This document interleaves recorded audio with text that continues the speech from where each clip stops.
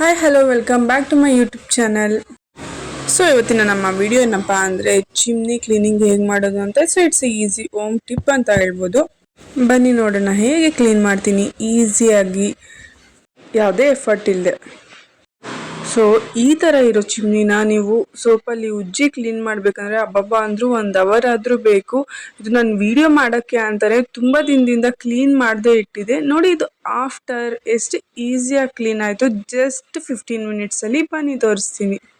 So very first important note ಏನಂದರೆ, ಯಾವುದೇ electric clean ಮಾಡಬೇಕಂದ್ರೂ ನೀವು ಅನ್ಪ್ಲಗ್ ಮಾಡ್ಕೊಳ್ಳಿ ಆ್ಯಂಡ್ ದೆನ್ ನೀವು ಕ್ಲೀನಿಂಗ್ ಪ್ರಾಸೆಸ್ನ ಸ್ಟಾರ್ಟ್ ಮಾಡಿ. ಇಲ್ಲಾಂದರೆ ಅದು ಎಲೆಕ್ಟ್ರಿಕ್ ಐಟಮ್ಸ್ ಆಗಿರೋದ್ರಿಂದ ಕರೆಂಟ್ ಹೊಡೆಯುತ್ತೆ.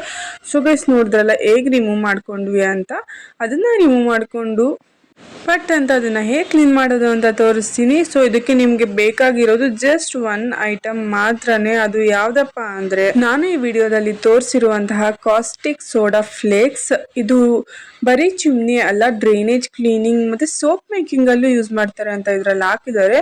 ಸೊ ಇದು ಮೀಶೋದಲ್ಲಿ ಸಿಗುತ್ತೆ. ಇದ್ರ ಲಿಂಕ್ ಬೇಕಂದರೆ ಕಮೆಂಟ್ ಸೆಷನಲ್ಲಿ ಲಿಂಕ್ ಅಂತ ಕಮೆಂಟ್ ಮಾಡಿ, ನಾನು ನಿಮಗೆ ಅದನ್ನು ಕಳಿಸ್ತೀನಿ. ಆ್ಯಂಡ್ ನೀವು ಇದನ್ನು ಯಾವುದೇ ಕಾರಣಕ್ಕೂ ಕೈಯಲ್ಲಿ ಬೇರೆ ಹ್ಯಾಂಡ್ಸಲ್ಲಿ ಮುಟ್ಟಕ್ಕೆ ಹೋಗಬೇಡಿ, ಬಿಕಾಸ್ ಇದು ತುಂಬಾ ಆ್ಯಸಿಡಿಕ್ ಆಗಿದೆ.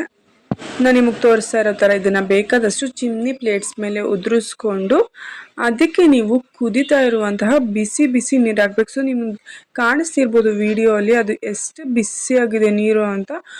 ಅಷ್ಟು ಹಾಕಿದ್ರೆ ಅಷ್ಟೇ ಆ ಜಿಡ್ಡು ಬಿಡೋದಕ್ಕೆ ಹೆಲ್ಪ್ ಆಗುತ್ತೆ. ಆ್ಯಂಡ್ ಈಗ ನೀರು ಹಾಕಿದ್ಮೇಲೆ ನೀವು ಅದನ್ನು ಒಂದು 10 ರಿಂದ 15 ಮಿನಿಟ್ಸ್ ಬಿಟ್ಬಿಡಿ, ಏನು ಮುಟ್ಟೋದಕ್ಕೆ ಹೋಗಬೇಡಿ. ಸೊ ನೋಡ್ತಾ ಇದ್ದೀರಲ್ವ ಡಿಫ್ರೆನ್ಸು, ಏನು ಮಾಡ್ದೇನೆ ಅದಾಗದೆ ಜಿಡ್ಡು ಬಿಟ್ಟಿದೆ. ನೀವು ಅದನ್ನು ಒಂದು ಸ್ವಲ್ಪ ಶೇಕ್ ಮಾಡ್ಕೊಳ್ಳಿ. ಸೊ ಅದರಲ್ಲಿರೋ ಜಿಡ್ಡೆಲ್ಲ ಇನ್ನೂ ಬಿಡಲಿ ಅಂತ ಬಿಟ್ಟು ಅಗೇನ್ ನೀವು ಈ ನೀರನ್ನ ಚೆಲ್ಲಿ ಅದಕ್ಕೆ ಇನ್ನೊಂದು ಸ್ವಲ್ಪ ಬಿಸಿನೀರು ಹಾಕ್ಕೊಂಡು ಮತ್ತೆ ಕ್ಲೀನ್ ಮಾಡ್ಕೊಳ್ಳಿ, ನಾನು ನಿಮಗೆ ತೋರಿಸ್ತಾ ಇರೋ ರೀತಿಯಲ್ಲಿ. ಸೊ ನಿಮ್ಮ ಅದರ ಇನ್ನೊಂದು ಪಾರ್ಟ್ ಇದೆ ಅಲ್ವಾ, ಅದನ್ನು ಕೂಡ ಇದರಲ್ಲೇ ಕ್ಲೀನ್ ಮಾಡ್ಕೊಳ್ಳಿ. ನಾನು ನಿಮ್ಗೆ ಹೇಳ್ದಂಗೆ ನೋಡಿ ಬಿಸಿನೀರು ಮತ್ತೆ ಹಾಕ್ತಾ ಇದ್ದೀನಿ. ಆಗದಷ್ಟು ಅದು ಜಿಡ್ಡು ಕ್ಲೀನಾಗಿ ಒಳಗಡೆಯಿಂದ ಬಿಟ್ಕೊಳ್ಳುತ್ತೆ.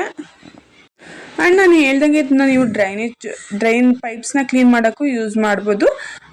ಅದಕ್ಕೂ ಅಷ್ಟೇ ಗೈಸ್, ನೀವು ಈ ಸಾಲ್ಟ್ನ ಆ ಪೈಪ್ ಒಳಗಡೆ ಹಾಕಿ ಒಂದು ಗ್ಲಾಸ್ ನೀರು ಹಾಕಿ ಬಿಟ್ಬಿಟ್ಟು ಅದಾದಮೇಲೆ ಒಂದು 30 ಮಿನಿಟ್ಸ್ ಆದಮೇಲೆ ಇನ್ನೊಂದು ಸ್ವಲ್ಪ ಬಿಸಿನೀರು ಹಾಕಿದ್ರೆ ಡ್ರೈನ್ ಫುಲ್ಲು ಕ್ಲೀನ್ ಆಗುತ್ತೆ. ಡ್ರೈನ್ ಪೈಪ್ಸ್ ನೋಡಿ ಎಷ್ಟು ಕ್ಲೀನಾಗಿ ಆಗಿದೆ.